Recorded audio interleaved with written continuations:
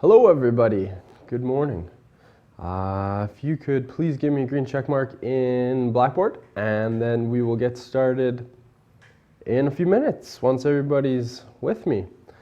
Obviously this is the first math class where we're kind of talking about our own course, not both courses at the same time. So I'm going to just go through everything to do with the course, expectations, what we're going to cover.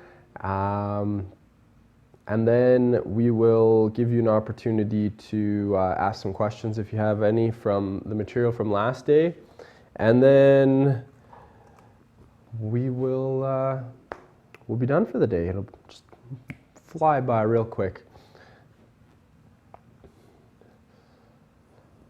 Brianna, Kaylin, Christina, Emery, Jaden, Josh. Okay, perfect. Just seeing if everyone's supposed to be here. Brianna and Kaylin, I don't have check marks from you guys, so if you wouldn't mind putting those in, make sure that we're good to go. And then, while you're doing that, I'll just talk a little bit about the course. So when we log in now, you'll notice a couple things. So this is the bcbl.ca site. When you scroll down, you'll notice that we're 10-pin bowling again on Friday, but you should see two math courses now. So you'll see this Math 10, do not use after September 23rd. This was the course that we were using before. And then you'll also see this A&W Math 10. So if you are not seeing A&W Math 10 under your courses, do you want to let me know? I think I've added all of you, but if somebody isn't seeing that, do you want to just fire it in the chat, say, hey, Mr. Borden, I can't see that. All right, I'll assume you can all see it. So if you click on that, up comes the course. And at the very top of the page, we get a bit of a breakdown of how your grades will turn out. So every unit, I think there's 7 or 8 units, maybe 6. Every unit will have a learning guide. And the learning guide is essentially the work that you're going to do for the unit. It'd be kind of like the questions that you would do out of a textbook. So each unit, you do a learning guide. At the end of the unit, you submit the learning guide. I'm going to mark it, and then I will give it back to you with some comments. And then, once you've submitted the learning guide and I've given it back, I will send a message to your parents saying, you know, so-and-so's finished their learning guide, they're ready to write the test for that unit. So before you write the test for the unit, you have to submit a learning guide and get it back. And then unit exams, the next one down here, you'll do the unit exams at home. So each unit has an exam. You're going to do them at home. Your parents will supervise you, make sure that you're not cheating or using the internet, things like that. And then that will be another 30% of your grade. So 60% of your grade is learning guides and your exams. And then you'll notice there's 2 midterm exams. So we're going to do an exam at the end of the first term. So that'll be about the first week in November. I haven't decided on a place we're going to write that yet, but we will likely write that and that first week in November. And then a final exam at the end of the course, which is about the 3rd week of January. So those will be 2 tests where you actually come in to write. So might be here at McWilliams Center. We might book a room at Hollywood Road or maybe Central School.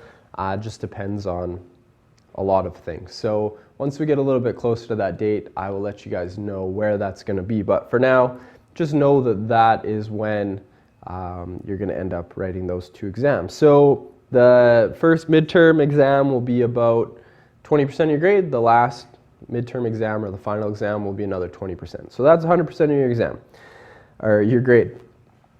Again, I've mentioned this already, but every unit you do, you're going to have a learning guide and you're going to have to be able to submit that. So again, if you haven't got Cam Scanner or Tiny Scan or any one of these other apps that'll take pictures, if you haven't got one of those yet, then you should.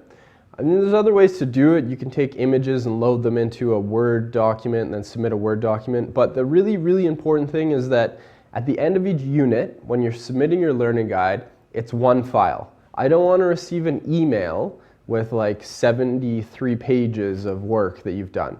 Just give me one file. If you need help doing that, just let me know. We can sort it out. And that's really important. Does anybody have any questions about that stuff at the top of the course? Any questions at all? Going once, going twice. All right. The next thing you'll see here is the formula sheet.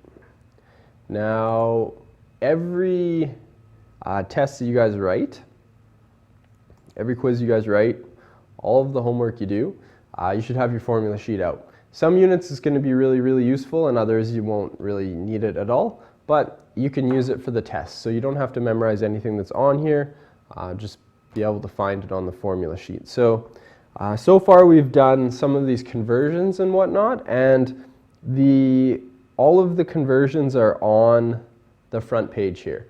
So miles to yards, miles to feet, going from mile to kilometer, yard to meter, foot to centimeter, inch to centimeter, and then our SI conversions. We have same conversions for mass, volume, some common abbreviations, converting temperature from Celsius to Fahrenheit.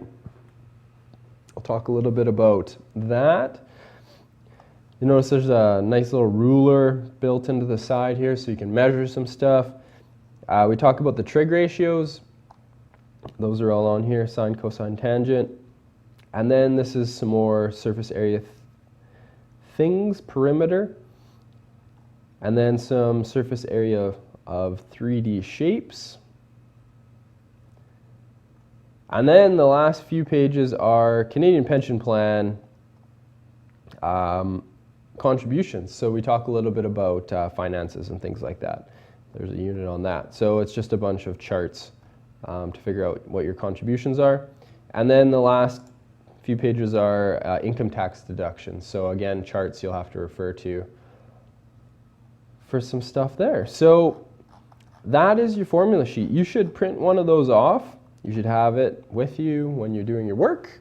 And if you would like me to print one for you, just send me a message and let me know when you're going to come pick it up, and I'll make sure it's available for you. That is important.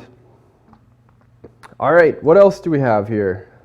I've gone through this, that. Okay, units. I know this is kind of faded out because it's hidden on your end, but Unit 1 we haven't done. It's on currency, unit pricing, things like that. We'll get to that. Unit 2 we haven't done. It's on income, so we'll be using some of those sheets in the data book.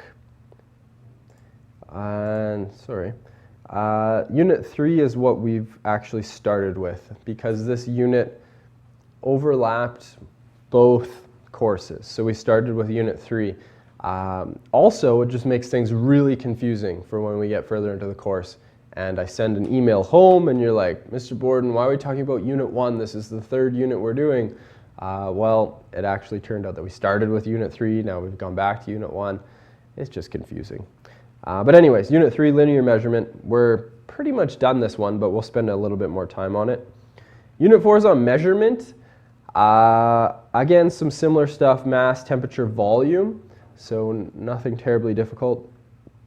Unit 5 is on angles and parallel lines. Unit 6 on similar figures. Unit 7's trig.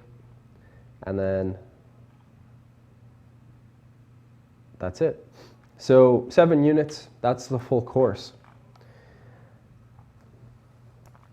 Looking just at the Unit 3 stuff that we're kind of working our way through right now. This is Unit 3, it's on measurement, linear measurement I should say.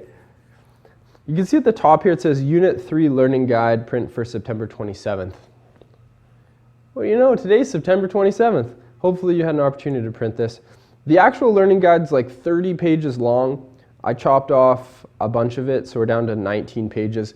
The first 19 pages is, 10 or so pages is stuff that we've gone through already, so we didn't need to do more examples of it. And then looking at the remainder of the work we need to do, there's some things that we've covered already, and then there's some stuff we haven't yet. So we're going to go through this together.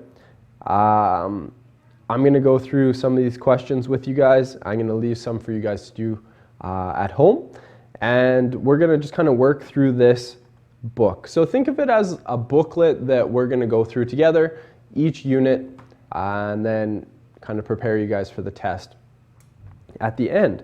So we'll start looking at this today, just looking at what's left to talk about. We have a few surface area questions with cones and pyramids, which we haven't really looked at yet.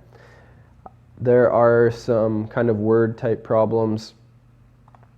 Here are a few pyramid questions, which we'll look at. Spheres, converting surface areas. There are a few US imperial metric conversion type questions which we'll look at. And then converting fractions into decimals. Teach you guys a handy little trick with that. A little bit more surface area volume, measuring length using a micrometer. The last few pages here are just kind of like a review of the whole unit. And at the back, the last couple pages are the answers, which is kind of confusing because we didn't start right at the beginning. So I guess the first couple pages of answers are useless because we didn't start until surface area of 3D objects. So we're really starting the answers here. You should be able to hopefully figure that out. So again, 19 pages is a lot. If you want me to print it off, send me a message. Let me know when you're going to come get it. I'll make sure it's there waiting for you. And other than that, I'll assume you've just printed it off at home and you're just going to work through it with me over the next few days. Does anybody have any questions about that? So we are starting with Unit 3. You should have that learning guide printed. We'll go through it together. And before I do that, I just want to see if anybody has anything they wanted to discuss. And if not, we'll just jump into the course.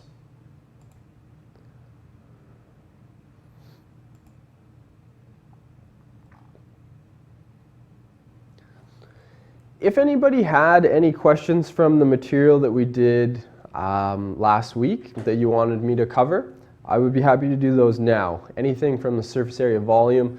You'll find that some of the stuff we actually see again, but if there was kind of unit conversion stuff or anything like that you wanted to look at, any specific questions, I'd be happy to do those now.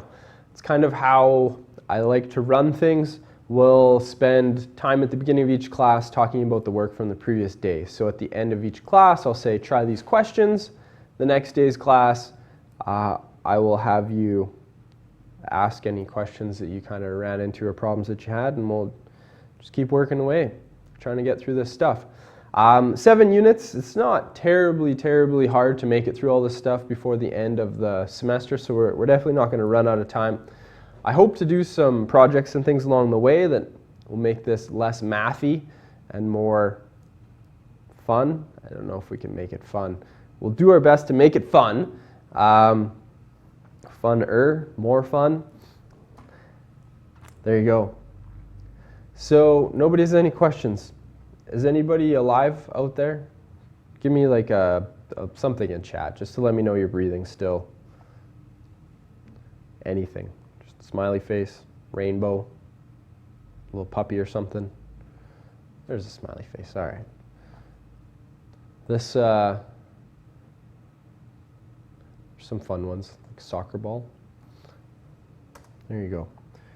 I'm alive too.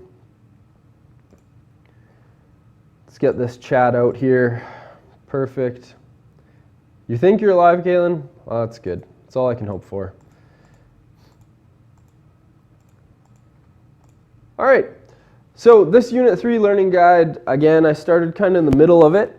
And if you are in our course, you can just go to, let's go here, Unit 3 learning guide print for September 27th. So this is what I'm going through right now. So it looks like this. You'll notice that some of these questions will say, try these. There's my pen. And some of them will say, try this, try this, try this. And some of them will say examples. So generally speaking, I'll go through the examples, and then you guys will do the try this on your own sort of idea. Oh, one thing that I failed to mention, which I really should, is this.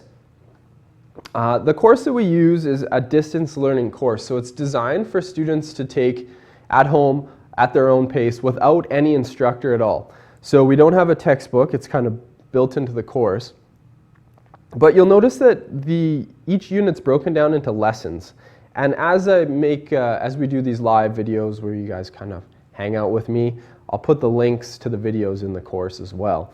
But let's look at something like surface area of 3D shapes right here, lesson 4. We're going to start looking at some of the stuff today. So if I click on this, a new window appears and it loads. And if you didn't have me as a teacher to go through examples with you, you could look at this and kind of like do this on your own. So you don't need me. So if you don't like the way I explain something, or if you're confused by something I've said, or a topic is particularly challenging for you, you can always just go to the lessons that are built into the course. I won't really pay much attention to these lessons that are in here. I'm thinking they're kind of like the textbook. So think of the lessons that are built in the course as being our textbook. It's a really cool textbook. It's interactive. You begin the lesson, it talks to you, and you can talk back to it, but it probably won't listen. Anyways, you can click Begin Lesson, and each lesson has a note-taking supplement. So I'll just open this for a second. So you can see that all of the examples that are in the lesson will kind of be gone through here, and you can just jot down notes as you go. I don't even know how many pages you'd have to print. Each lesson's like the note-taking supplement's about 12 pages long. Then you have a learning guide, which is 30 pages. So you have 60, it'd be like 100 pages per unit. You'd have like 1,000 pages by the end of the course. It'd just be insane. So if you want to print it off, it is there. If you're having difficulty with a unit, use these. But for now, I'll just show you what this lesson looks like. So if you click Begin Lesson, you can't hear it, but there's a nice man talking. He's saying, this is a three-dimensional object. Surface area is the total surface area of the and he just keeps talking and talking. And what you can do is you can pause it, and then like, oh, I didn't understand that. You can like scroll the slider back and listen to what the nice man said again. I really wish I knew his name. You can go to the next one, and you can see how it tells you what section you're on. So 4.4 is an example for you to do. So you work it out, you click on answer, and it tells you what the answer was. And if you're like, well, I got 320, where did I go wrong? You can click on solution, and the nice man kind of walks you through how to do the problem. So it's a really cool kind of interactive way to do some of these math problems. I won't personally spend time going through them, but you can. So you can see this one has 23 different slides on it. Right cones, composite shapes, surface area, volume. A lot of the stuff we do in class will be covered in here. So if you don't like the way I explain it, you can come find it in here. And you know, it kind of explains things for you. It's there. I won't probably talk about it too much. You can go into the practice assignment, which is what we're going to kind of work our way through. See some of these questions we've done already. So these are some additional questions with answers. So if you don't think you've had enough practice in a particular section, you can go into one of these lessons, download the practice assignment, and then kind of fly away at that. And then if you get a question you don't know the answer to, like the answers are posted, but the solution, you can go 5A. That's interesting. There we go. So each question has a little video on how to actually solve the problems. So basically, you can just kind of work through each of the problems if you want. Formula sheets up here if you want to do that. There you have it. So those lessons are all built into the course. Lesson 1, 2, 3, 4, and 5. And each one's exactly the same thing. There's some note-taking supplement. You can click Begin Lesson. There's practice assignment. You can do a bunch of questions. So there you go. I wanted to do a few of these problems and then get you guys to do a few, and then we'll see how far we get. Looks like we got about 30 or so minutes left before the end, so we'll try to bang off a few of these. So here we go. Last day in class, I mentioned a few of these sort of conversion questions from square meters to square centimeters or square meters to square yards. I want to look at them again because they're kind of important and they're really tricky. So once you get the hang of it, it's pretty straightforward. But until then, I want to make sure you guys are on the right track. So I'll go through a few of these with you on number 16, and then we'll get you guys to do a few of them as well. All right, so what is the conversion from meters squared to yards squared? Let's assume we just had 1 meter squared. It doesn't say how many we have, but we'll just pretend it's 1. Now, I want to convert meters squared into yards squared. So I'm going to have to multiply by some conversion factor. Now, I don't remember what 1 meter is in yards, so what I'm going to do is I'm going to look at my formula sheet. So I'll just jump back into the course here, scroll to the top of the page. Here's my formula sheet. So I'm looking for the relationship between meters and yards, and I'm going to find all the imperial to SI conversions in here. So here's the relationship. 1 yard is 0.9144 meters. That's important. I'll just take a little grab of those, and we'll bring them over here.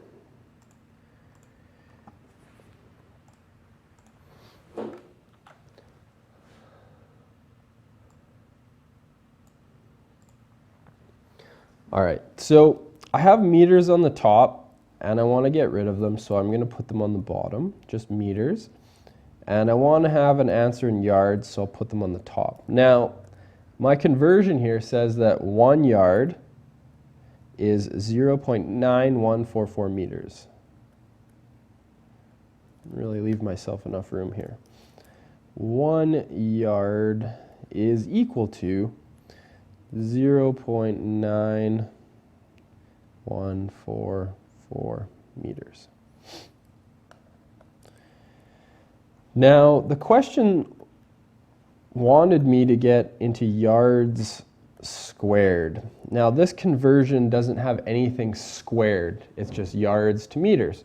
So what I want to do is square everything.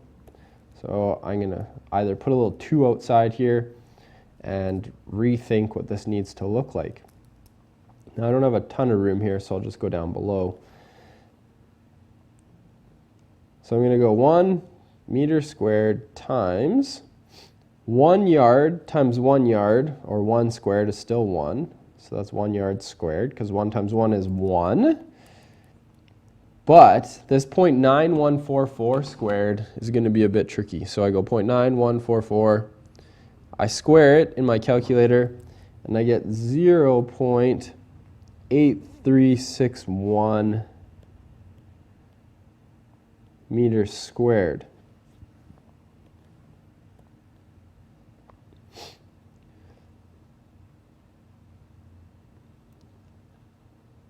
So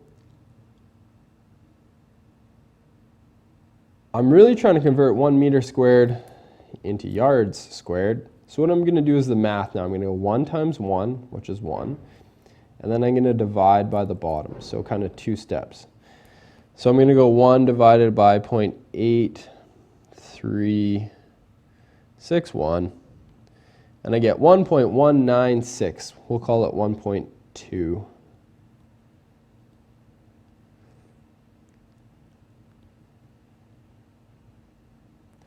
yards squared. And that's what I was hoping for.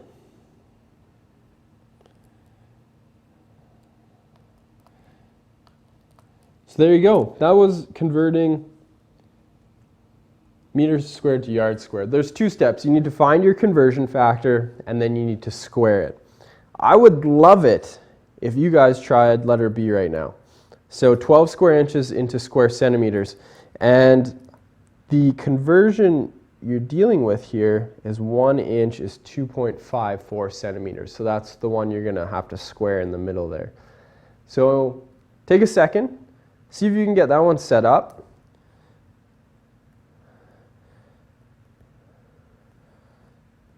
And you want to end up with centimeters squared. And if you get an answer, you want to throw it in chat, see how we do, I would appreciate it. So take a second to do that, and somebody throw something into chat when you're done. Even if you're done, just say I'm done, just so I know I'm not moving too fast. Austin, try to follow the same path we did on the previous one here. So go with the conversion from inches to centimeters. See if you can get it set up so that you have your conversion factor here. See if you can get it set up the correct way. You get the inches in the right spot, the centimeters in the right spot.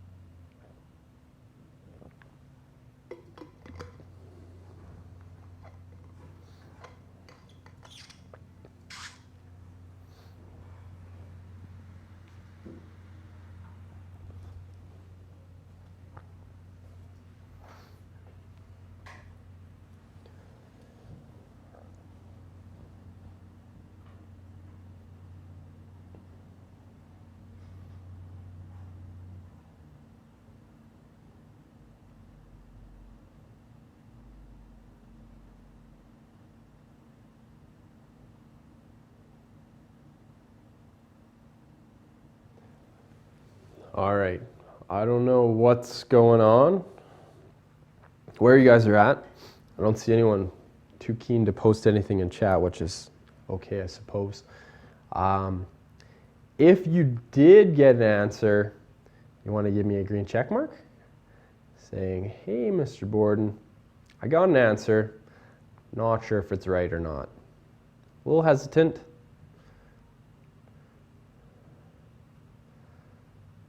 How about if you didn't get an answer? Do you want to put something into chat as to where it went terribly wrong, or where you're getting caught up, or where you're getting stuck? Costin, I don't know if it's 15.24. I didn't do it yet. Maybe somebody else out there got something close to 15? No? Yes? Maybe? Not sure. For those of you who didn't get an answer, is there somewhere along the way that you're getting stuck or having difficulty? You want to, maybe put something in there so I can figure it out, help you out, figuring out what's the problem or why we're running into issues.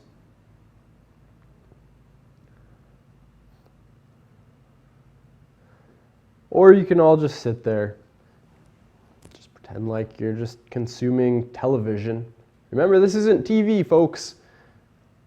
You're watching me, I'm talking to you in real time. If you just want to sit there and stare at a screen, you can shut off the computer and go try the TV. Probably be a bit better for you.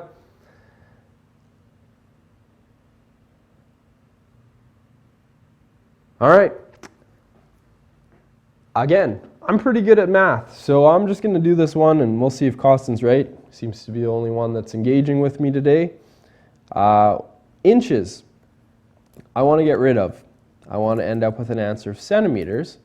So what I'm going to do is I'm going to put inches on the bottom. Centimeters on the top. Now, my ratio over here says 1 inch is 2.54 centimeters. So I know that 1 inch is 2.54 centimeters because my formula sheet tells me that 1 inch is 2.5 centimeters. And this little conversion factor, the reason we can use this is both the top and the bottom are the same thing. 2.54 centimeters is the exact same thing as 1 inch. So if I have the same thing on the top and bottom, it's really just like multiplying everything by 1. Now the tricky thing here is that I'm going from inches squared into centimeters squared, but my conversion factor just has inches and centimeters. I don't have anything squared yet. So what I need to do is square everything. So I'm going to put a little squared on the outside, and I'm going to rewrite this down below. So I'm converting 12 inches squared. I'm multiplying by my conversion factor. 2.54 squared is 6.45.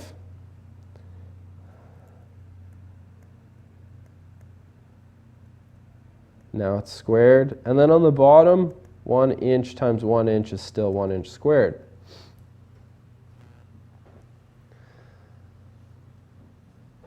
Now I just need to do the math. 12 times 6.45, just multiplying the top times the top, and then it's really just dividing by 1. So 12 times 6.45 gives me 77.28 centimeters squared.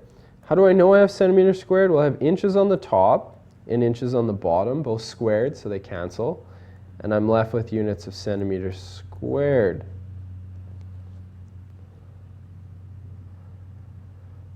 Did anybody have 77.28 centimeters squared and we're just too quiet to say it?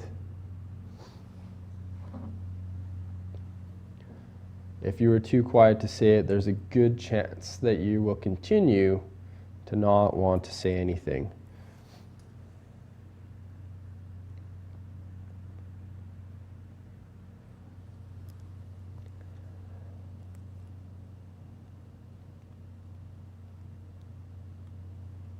$77.41. That's not bad. That's probably the right answer. Just sometimes when we're doing these long questions where we have to kind of round decimal places along the way, you run into some problems with rounding. So that's the right answer. Just running into issues with the decimals and rounding. Let's try 17. Dennis wants to lay grass in his backyard. I was laying sod on Saturday, so this question is probably something I should know. He measures his yard and finds the area to be 120 meters squared. So if you have a big yard, 120 meters squared. He goes to his local garden center. Let's say he goes to Home Depot. And they're selling rolls of turf for 89 cents for a 1 foot by 4 foot piece. How many pieces will he need? How much will it cost him? Can anyone see the problem we're running into in this question? I mentioned it, I believe, last day in class. It has to do with the units that we're dealing with here. What do we notice about the units?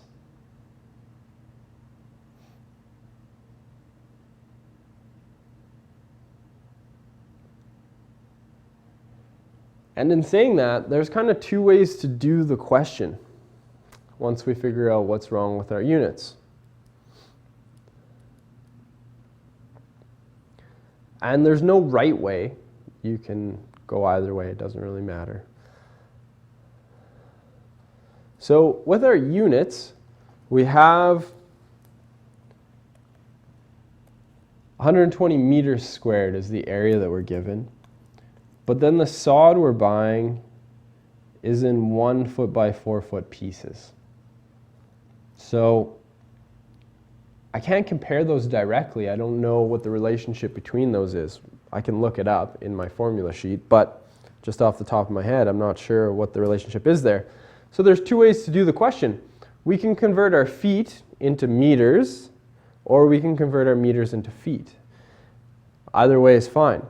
What I'm thinking is that because these pieces of sod are in 1 foot by 4 foot pieces, and each one costs 89 cents, which is a great deal for some sod, what I'm going to do is I'm going to take this 120 meters and I'm going to try to convert it into feet squared. That way I can figure out how many pieces in feet I'll need. I could also convert this into meters and there'd be nothing wrong with that. So there's really no right or wrong way to do this. So I'm going to take my 120 meters squared and I'm going to figure out how many feet squared that is. And every time I do a conversion, I need to go to my formula sheet. Up here on the side, it tells me that 1 foot is 30.48 centimeters, which is kind of the same thing as 1 foot being equal to 0.3048 meters. Just dividing the 30.48 by 100 because there's 100 centimeters in a meter. So I'm going to use that. Now I have meters on the top. I want to get rid of it. I'm going to put it on the bottom.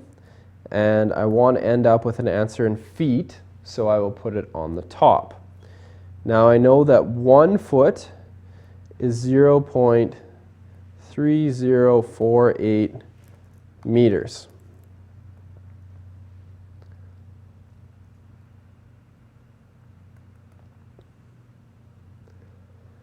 Now, I'm starting with units of meters squared and ending with feet squared, but my conversion factor, it doesn't have squared units. So what I need to do is I need to square everything in my conversion factor. So I'm going to rewrite it. 120 meters squared times 1 times 1 is 1.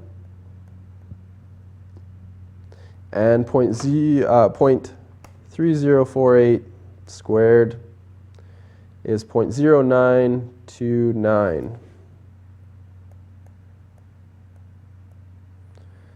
meters squared.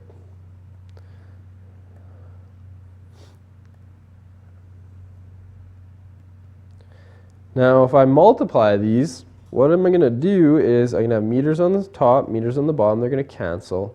And I'm going to be left with feet squared, which is what I wanted. So I'm going to go 120 divided by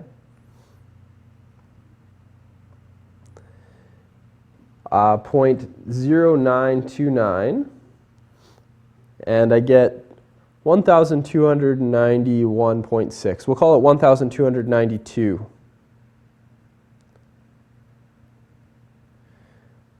feet squared. So it turns out that 120 meters is actually 1,292 feet squared. Doesn't answer my question, but it gets me a step closer. What are we thinking? What do I do next? The hard stuff's out of the way. Converting our meters squared to feet squared is done. I am interested in how many pieces of turf I'll need and how much it's going to cost. How am I going to figure out how many pieces of turf I'll need? What am I going to do? Given the fact that I know how many square feet I have, I know how many square feet a piece of turf is, and I know how much it costs per piece of turf. What am I going to do? What's my next step? My next move? Somebody help me out. Anyone? Please, somebody type something into chat. I'm going to draw a piece of turf here. Here's my turf. Some nice grass. This is 1 foot by 4 feet.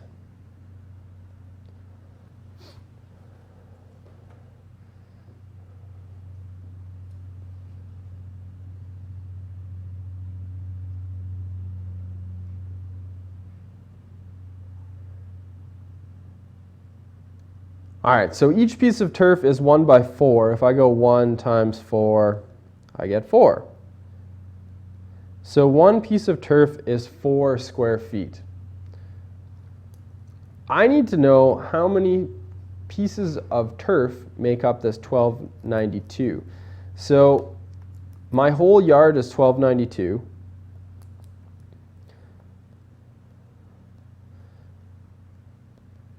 I need to figure out how many pieces of sod or 4-foot sections makes up this 1292. So what I'm going to do is divide it by 4.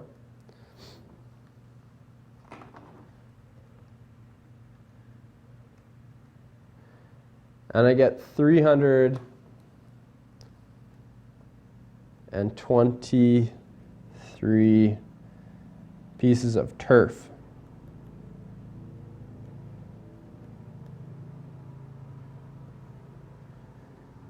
So I took the total square footage, I divided it by 4 because each piece of turf is 4 square feet. I have 323 pieces of turf in total. That was the first part of the question. How many pieces of turf will he need? The second part of the question is how much will it cost him?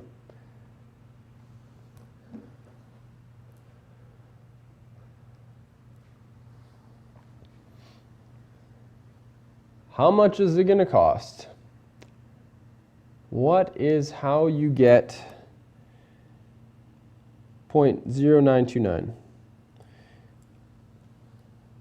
Right here. Good question.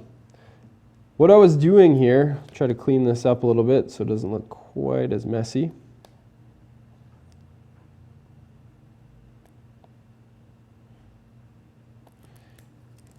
We'll get rid of that too. It's meters. What I was doing, Costin, was I was given us an area in meters squared, and I needed to convert it to feet squared. Now, I don't have a conversion on my formula sheet that goes from meters squared to feet squared. Let's see what I have here. This is my formula sheet. So I don't have it on my formula sheet and I don't have it memorized. If I kind of look at what I do have though, I have a conversion between feet and centimeters. 1 foot is 0.3048 centimeters. This is a distance, right? 1 foot is a length. But I'm actually talking about in this question, I'm talking about areas. So meters squared and feet squared. So instead of just using the conversion from 1 foot being 30 centimeters here, I need to figure out if I had a square foot, how many centimeters that would be. So think about it this way. If I measure a distance and I say, okay, this line is 1 foot long, I know from my formula sheet that is the same thing as 0.3048 centimeters. Nope, meters. I could measure it in feet, I can measure it in meters. Okay, now if I had a square that was 1 foot by 1 foot, and I wanted the area of that square, I'd go length times width, and I'd end up with 1 foot squared. Are you with me that far, Costin? Are we good up to 1 foot squared? Thumbs up, yep, okay, Mr. B, anything. Or nope, lost ya. Don't get where you got 1 times 1 is 1. All right, thank you, Costin. Now, we just discussed that 1 foot is the exact same thing as 0.3448 meters.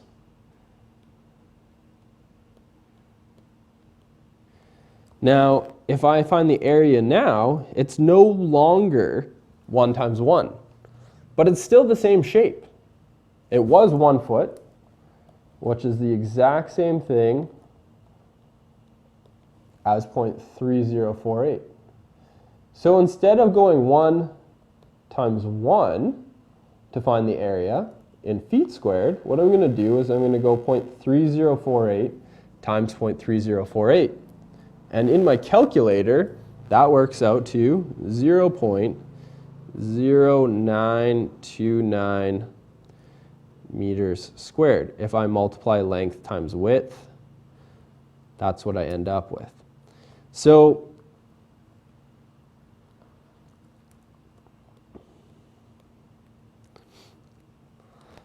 that's where that 0.0929 came from. Instead of having 1 foot squared, which it is, the equivalent thing in meters is 0.0929.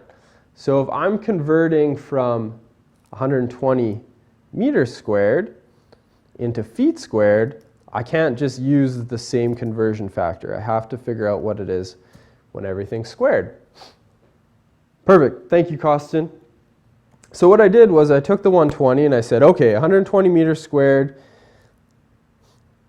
Converting it into feet squared, I'm going to divide by this 0.0929. And I'm going to end up with 1,292 feet squared. So it turns out that 120 meters squared is 1,292 feet squared. And if you think about it, a meter is pretty long. You know, you almost have 3 feet to a meter. Then what I said was, okay, if my whole lawn is 1,292 feet squared, how many 4 foot pieces or 4 square foot pieces of turf make up that 1,292? So I divided it by 4 and I said, okay, I would need 323 4 square foot pieces to fill up my entire yard.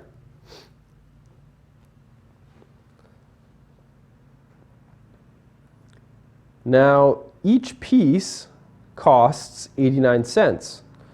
So 323 pieces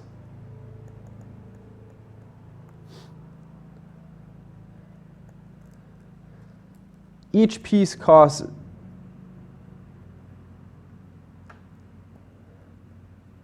$0.89. So I'm going to multiply it by 89 cents per piece.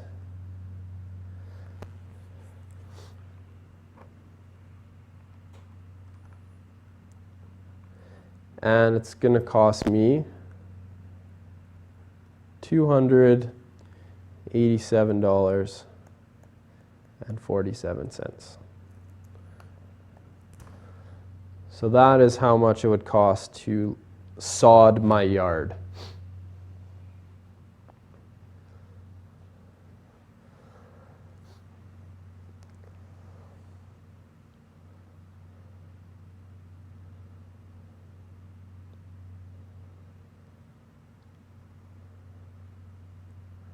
So there you go.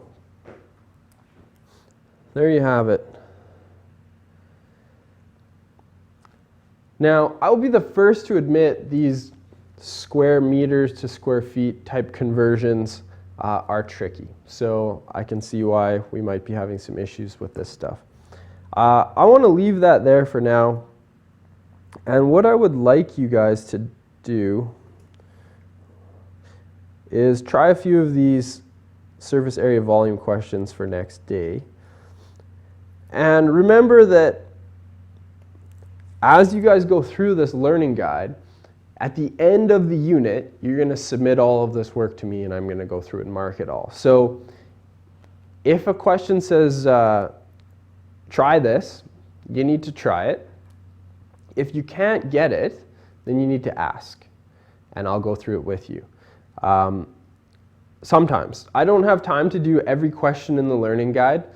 It's just unfortunately we don't have that kind of time on our hands in this course, but we will do our best to make it through all of this. So I'm going to leave a few for you guys to do. I'll do some. We'll get it through it together. How long will we be working on this unit for? That's a good question.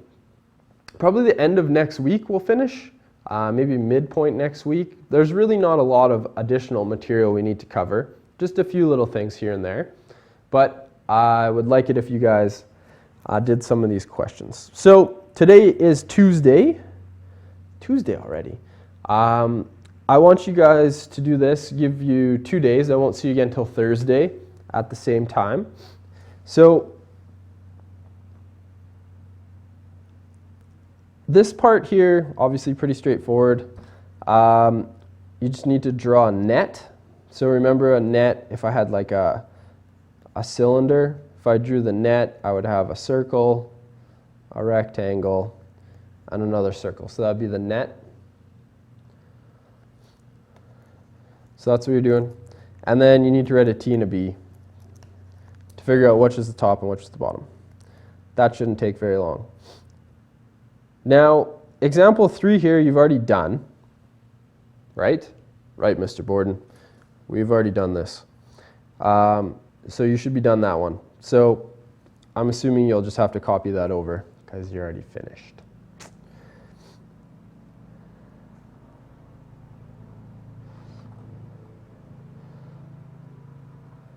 I know this one says example, but I'd like you to try it, and I'll do it for you next day for sure. And then we'll start next day with number 5 and 6.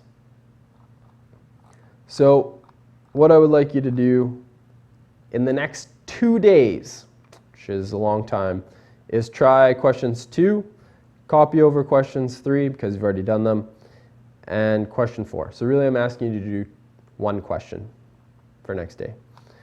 So give number 4 a shot. Does anybody have any questions on that? Negative? Costin, if you think that is a short time, then I don't know. We got a lot of work ahead of you, I suppose. We'll be doing lots more work. I don't want you guys to confuse being in A&W math with not doing any work. It is the same amount of work as foundations and pre-calculus math. It's just different material. So there's lots of stuff to cover. It'll take time, but we got time. We got all the way till January. Kalen doesn't have any questions, which is a good thing because that means he's still alive. Or a robot has taken over his computer. I know Kalen has a fancy computer at home. So if you don't have a printer at home or whatever, just say, hey, Mr. Borden, my mom's coming to pick up that learning guide. Could you have it ready for me by the end of the day or tomorrow or whatever, and I'll make sure it's ready for you. So if you don't want to print it, just let me know and I can print it off for you. That's all we're going to do for today. Start nice and slow, nice and easy. A couple questions for you guys to do for next day, and we'll leave it at that. Hope you guys have a great afternoon, and we'll see you on Thursday.